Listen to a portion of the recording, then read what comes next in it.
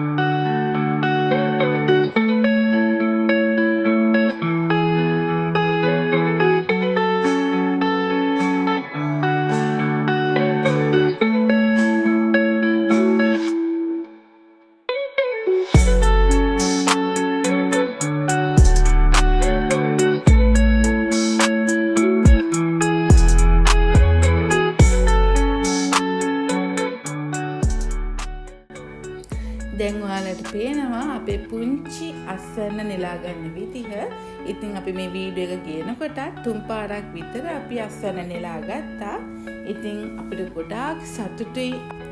ඉතින් අපි දෙන්නගේ නිවාඩු දවසේ අපි මේ වෙනුවෙන් කාලය ගත කරලා මේ විදිහට අස්වැන්නක් දකින්නකොට ඇත්තටම මනසට ගොඩාක් සතුටක් දැනෙනවා. ඔයාලටත් පුළුවන් මේ විදිහට try කරන්න. ඒ වගේම තමයි මට තවත් සතුටුයි අපි මේකට කිසිම කෘත්‍රිම පොහොරක් පාවිච්චි කරපු නැති එකට.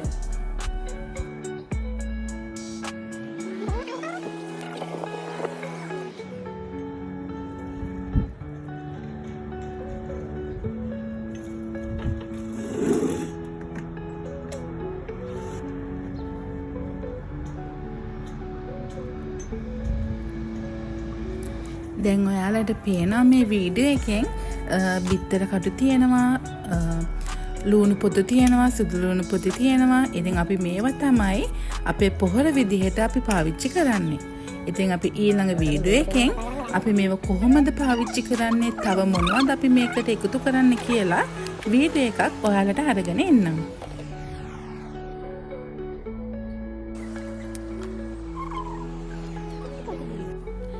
මේ තියෙන්නේ ලෝකයේ සැර වැඩිම මිරිස් වලින් එකක්. ඉතින් මේකේ නම තමයි ghost pepper. ඒ වගේම තමයි මේක ඉදෙනකොට කහ පාට වෙනවා, තැඹිලි පාට, රතු පාට, ඒ වගේම දුඹුරු පාටකුත් මේ වලින් එනවා.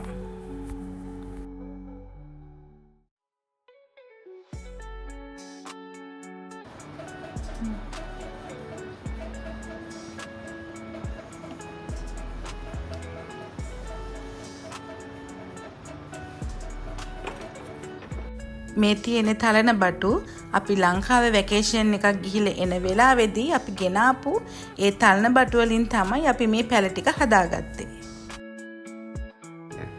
ඉතින් මේ තියෙන්නේ තලන බටු විශේෂයක්.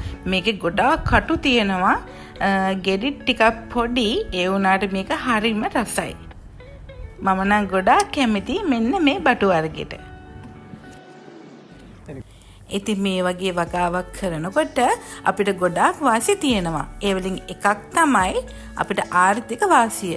ඒ වගේම අනිත් විශේෂම දේ තමයි අපි මේ වගාවට කිසිම කෘත්‍රිම පොහොරක් පාවිච්චි කරන්නේ නැති නිසා නිරෝගීකම ගැන බය වෙන්න දෙයක් නැහැ.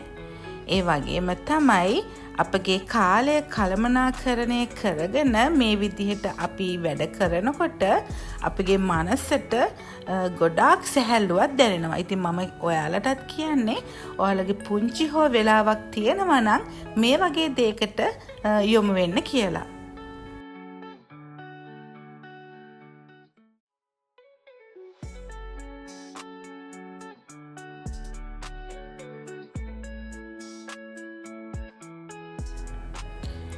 අපි මේ රාබු වගා කරලා තියෙන්නේ ඉවත් කරන බෝතල් වල. ඉතින් ඔයාලටත් පුළුවන් ඔයාලගේ නිර්මාණශීලීත්වය වර්ධනය කරගන්න මේ වගේ දේවල් පාවිච්චි කරන්න. ඒ වගේම තමයි අපිට මේ බීජ ගෙනත් දුන්නේ අපේ යාළුවෙක්. එයා ලංකාවට ගිහින් එන වෙලාවේ තමයි අපිට මේක ගෙනත් දුන්නේ.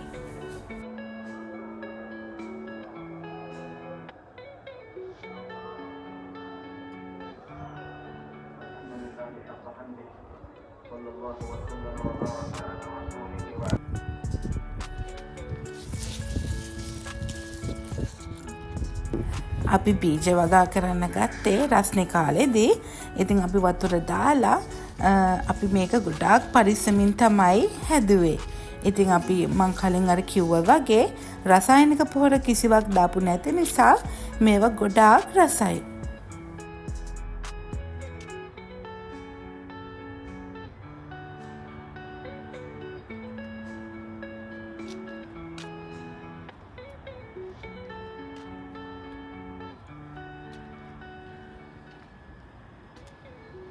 ඉතින් ඔයාලට දැන් පේන අපේ වගාව අපි මුරුංගත් හිටවලා තියෙනවා.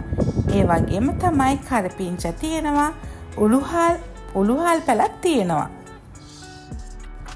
ඒ වගේම කංකුම් මුකුණ වෙන්නත් අපි වගා කරලා තියෙනවා.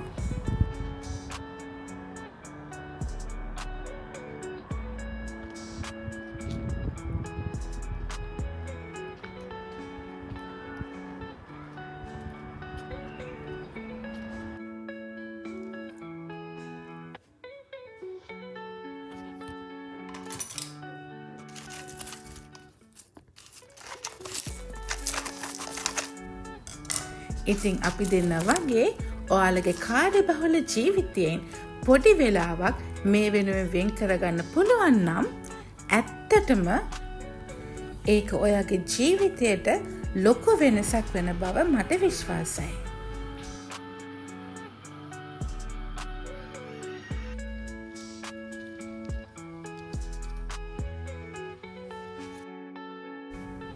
ඉතින් මේ වෙනකන් අපේ වීඩියෝ එකත් එක්ක එකතුලා හිටපු ඔයාලට ගොඩාක් ස්තුතියි.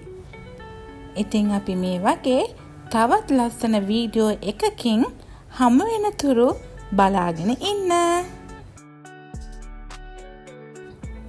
අපේ channel එක subscribe කරන්න අමතක කරන්න එපා. Bye bye.